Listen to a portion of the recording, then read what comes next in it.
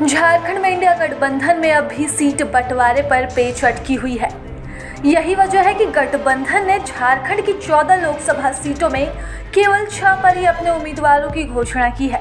कांग्रेस ने अब तक खूंटी, लोहरदगा और हजारीबाग सीट से अपने उम्मीदवार उतार दिए हैं, तो झामुमो ने दुमका और गिरिडीह सीट से अब तक अपनी दावेदारी पेश की है। ऐसे में शेष बची सीटों पर पार्टी का मंथन अब भी जारी है। गठबंधन की पेच पलामू, चतरा और लोहरदगा सीट पर फंसी हुई है। इसका कोई भी हल गठबंधन को समझ नहीं आ रहा। कल्पना सोरेन ने भी राजद और कांग्रेस से मिलकर बातचीत की, लेकिन इसका कोई समाधान नहीं निकल पाया। झामुमो कांग्रेस सीट पर अड़ी है, लेकिन कांग्रेस कोटे में गए इस सीट से पार्टी ने सुखदेव भगत को टिकट दे दिया है। इस पर कई बार अपनी नाराजगी जाहिर करते हुए झामुमो ने साफ कह दिया है कि इस सीट पर झामुमो की उम्मीदवारी ज्यादा बनती है। 5 विधानसभा सीट वाले इस लोकसभा में 3 पर झामुमो के विधायक ही हैं। ऐसे में ग्राउंड स्तर पर झामुमो ज्यादा मजबूत है।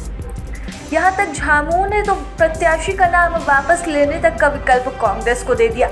वहीं दूसरी तरफ कांग्रेस की पलामू सीट राजद खाते में चली गई और चतरा कांग्रेस के खाते में आ गई है। लेकिन राजद को एक नहीं बल्कि 2 सीटों पर अपने उम्मीदवारों को उतारना है।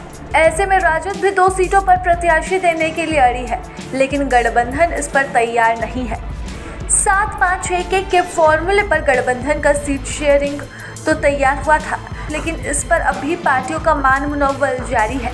यही वजह है कि झारखंड में इंडिया गठबंधन सीटों से उम्मीदवारों की घोषणा में इतनी देरी हो रही है। प्रभातखबर.com, विश्वास वही, रफ्तार नहीं।